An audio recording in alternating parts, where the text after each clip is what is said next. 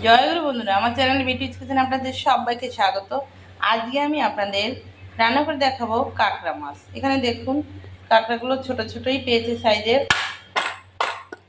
আর একদম সরু ঠ্যাংটা আমি রাখিনি, একদম সরু, তাই এই যে দেখুন মোটা ঠ্যাংটা, তাও বেশি মোটা না। কাঁকড়াটা অনেক দিন খাই না, পেয়েছে আজকে নিয়ে আসতে।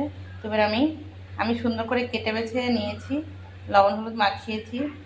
আমি এই যে কড়াতে তেল দিয়েছি, কড়া তেল গরম হয়ে গেছে। এবার আমি কাঁকড়াগুলো সব দিয়ে দেবো, ভেজে নেবো কাঁকড়া। তেল একটু সুন্দর করে ভেজে নেব। দেখুন বন্ধুরা, ভাজা কিন্তু করছে, একটু তেলটা বেশি করে দিয়েছি। কাঁকড়া ভাজা হয়ে গেছে, এবার আমি নামিয়ে নেব। এখানে আমি দুমন করে আলু কেটে নিয়েছি, আলুগুলোকে দিয়ে দিয়েছি।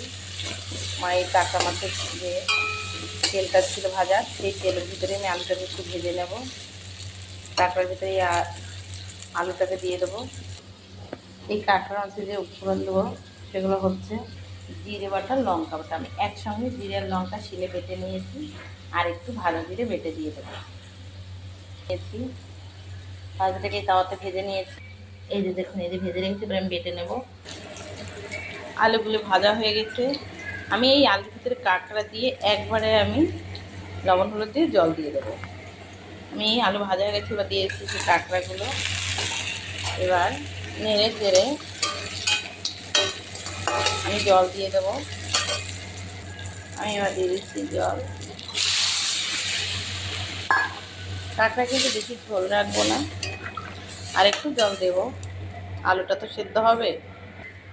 আমি এবার দিয়ে দেবো লবণ। আমি ঝোলেই লবণ দিয়ে দিচ্ছি। দিয়ে দেবো হলুদ।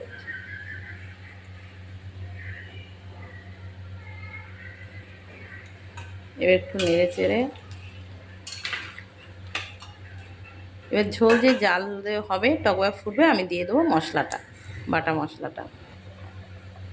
এই যে এখন ঝোল জাল হচ্ছে, এবার আমি এই যে জিরা লঙ্কা বাটাটা একসঙ্গে আমি দিয়ে দিচ্ছি এই ঝোলের পরেই। এবার এই মশলা আর ঝোলে একদম জাল হবে সুন্দর করে। দেখুন কাঁকড়া তরকারি হয়ে গেছে, এবার নামিয়ে নেব। আমি ফোড়ন দেব।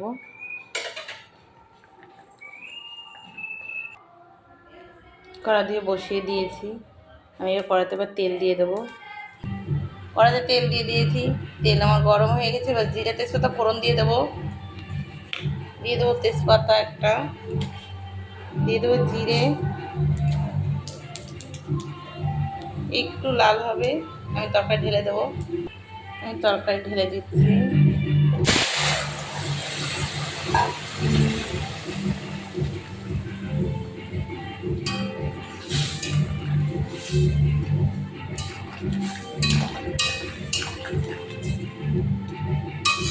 কাঁকড়া তরকারি জোরে নাড়লেও আলু একটু ভেঙে ভেঙে যাবে, ঝোলটা ঘন হবে, কিন্তু কাঁকড়া ভাঙবে না। এই যে জিরেটা ভেজেছিলাম, তেলে রেখেছিলাম, সেটা এবার আমি দিয়ে দিচ্ছি। এই যে তরকারি হয়ে গেছে, নামানোর আগে দিতে হয়। পারলে একটু গোলমরিচ বেটেও দিয়ে দেবেন, আমি গোলমরিচটা দিচ্ছি না এখন।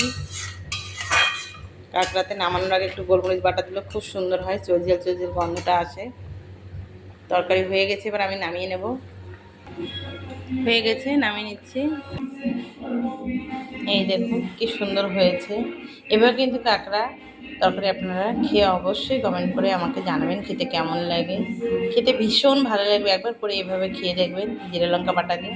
তো আমার এই রেসিপিটা যদি ভালো লেগে থাকে তাহলে please please please like share comment করতে কিন্তু ভুল করবেন না, আর সাবস্ক্রাইবটা করে দেবেন। জয় গুরু।